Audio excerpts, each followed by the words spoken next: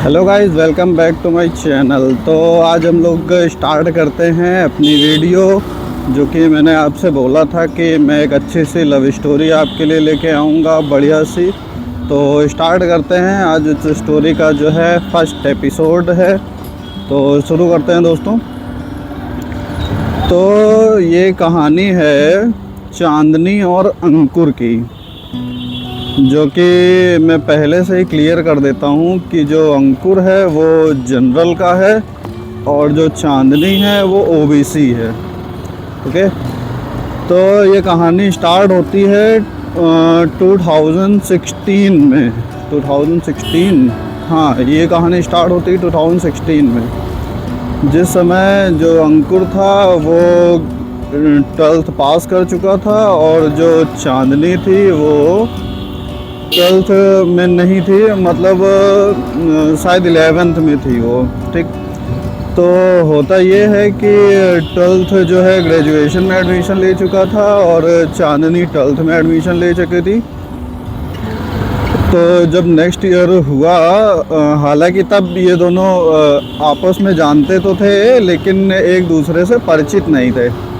तो मतलब शक्लों से जानते थे और लड़का प्रपोज़ करना चाहता था लड़की को, लेकिन उसको मौका नहीं मिल रहा था और हिम्मत भी नहीं आ रही थी। तो होता ये है कि जब अंकुर के एग्ज़ाम ख़त्म हो जाते हैं, फर्स्ट ईयर के, ग्रेजुएशन फर्स्ट ईयर के एग्ज़ाम ख़त्म हो जाते हैं, तब जो लड़की है उसके 12th के एग्ज़ाम हो रहे होते हैं। ग्रेजुएशन के जस्ट बाद में 12th के एग्ज़ाम हो रहे होते हैं। तो लड़का जाता है जहाँ पे उसके एग्ज़ाम हो रहे होते हैं। एक्चुअली वो थोड़ा देहात साइड से हो रहे होते हैं एग्ज़ाम, तो लड़का वहाँ जाता है। तो गया वहाँ पे, उसको देखता रहता है कि आज प्रपोज़ करूँगा, आज प्रपोज़ करूँगा, लेकिन वो कर नहीं पाता है। वो होता है ना कि कभी कभी हिम्मत चाहिए होती है, जब हिम्मत आती है तो मौका नहीं मिलता है। तो इधर उधर करते करते धीरे धीरे उसके सारे एग्ज़ाम निकल गए।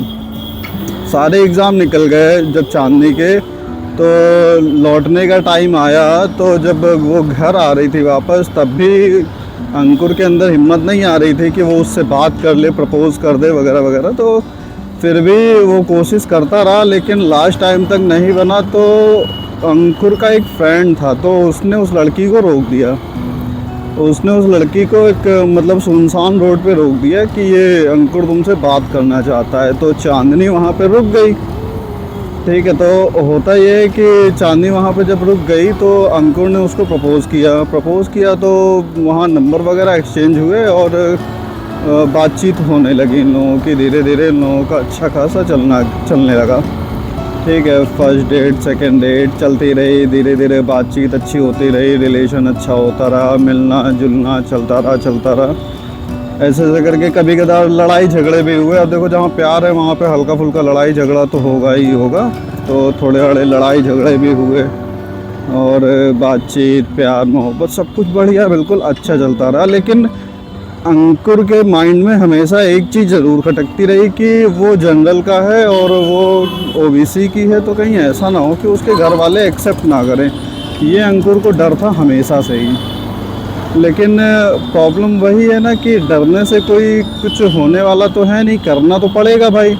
अब अंकुर ने प्रपोज़ तो कर दिया था उसको, लेकिन प्रपोज़ करने के साथ में प्यार तो करता था वो, लेकिन हो वही रहा था कि जब वो जनरल का है, वो ओबीसी की है, तो दिमाग में ये बात तो चलती है। और जब ये बात उसके दिमाग में चली तो उसने ये डिस्कस करने के लिए अपने गर्लफ्रेंड को बताया कि मेरे दिमाग में ऐसा चल रहा है और मैं बड़ा कंफ्यूज हूँ कि क्या करेंगे इसका समझ में नहीं आता। अच्छा, अंकुर उस समय जॉब वॉब करता नहीं था, बस कभी इधर उधर से थोड़े बड़े पैसे ऐसे अर्न कर लेता था, कभी थोड़ा कुछ ऑनलाइन वगैरह से, थोड़ा कुछ ऑफलाइन से। तो ये चलता रहता था हमेशा की तरह। तो उससे अपना उसका खर्चा पानी भी निकल आता था और पढ़ाई भी कर रहा था। तो एक्चुअली में लड़कों की लाइफ में होता ये है ना कि जब तक वो अपने पैरों पे खड़े नहीं हो जाते हैं तो घर वाले सोचते नहीं है ना कि शादी करवा दें। और जब तक बच्चा अपने पैरों पे खड़ा नहीं हो जाता है तो घर वाले इस चीज़ से बेफिक्र रहते हैं ना कि हमको इसकी शादी भी करवानी है या किसी से प्यार करता है, लव मैरिज वगैरह, वो कभी सोचते ही नहीं है इस चीज़ को लेके। तो और ये भी होता है कि अगर लड़का पैरों पे खड़ा हो गया है तो वो अपनी मनमर्जी से शादी कर सकता है और घर वालों को मना भी सकता है, ये चीज़ थोड़ा क्लियर हो जाती है।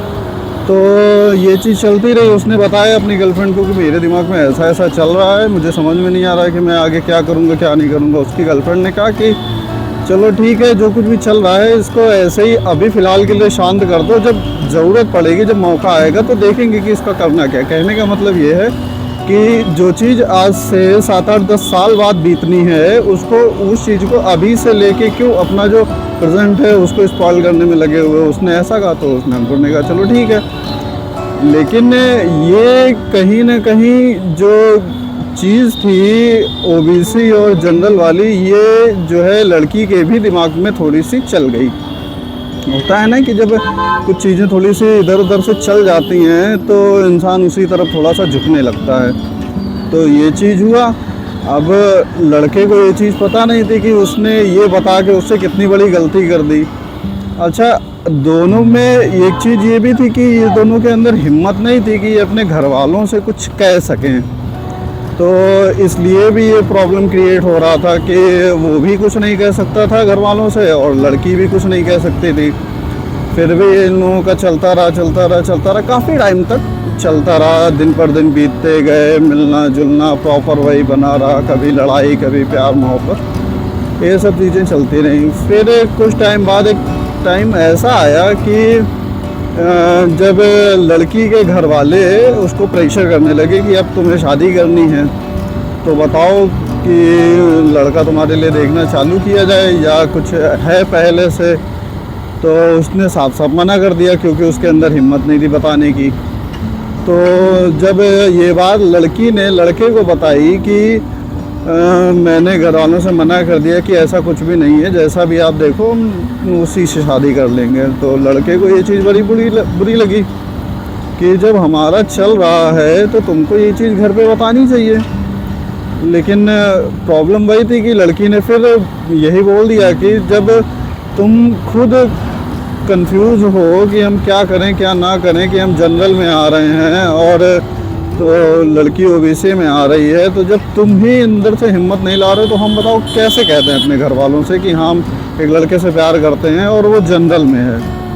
और हालांकि अपने यहाँ अपने देश में इंडिया में ये चीज़ बहुत ज़्यादा मायने रखती है, प्यार मोहब्बत से भी ऊपर की मतलब जाति वगैरह ज़रूर देखी जाती है। कभी कुछ देखा जाए या ना देखा जाए लेकिन जाति वगैरह ज़रूर देखी जाती है।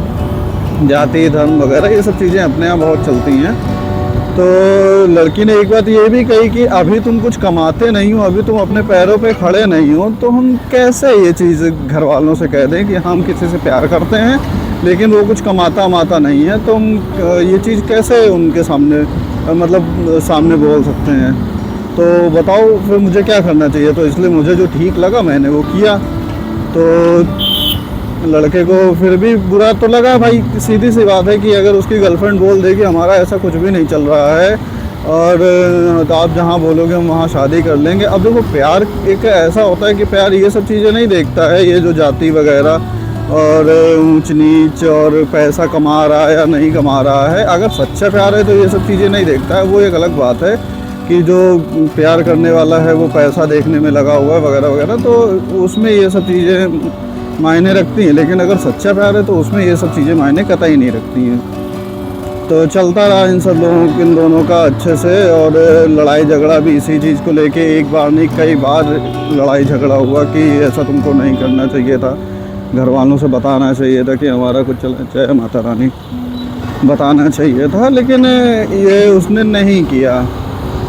तो गाइज़ ये स्टोरी को यहीं पे अभी पॉज करते हैं और जहाँ मुझे जाना था मैं वहाँ पहुँच चुका हूँ। तो बाकी की स्टोरी में जो है नेक्स्ट वाले एपिसोड में कवर करूँगा। तो इस वीडियो को यहीं ख़त्म करते हैं। अगर आपको स्टोरी में इंटरेस्ट आ रहा है तो प्लीज़ मेरी वीडियो को लाइक करें, चैनल सब्सक्राइब करें और कमेंट करें कि क्या अच्छा लग रहा है क्या अच्छा नहीं लग रहा है। Okay guys, thank you, bye bye.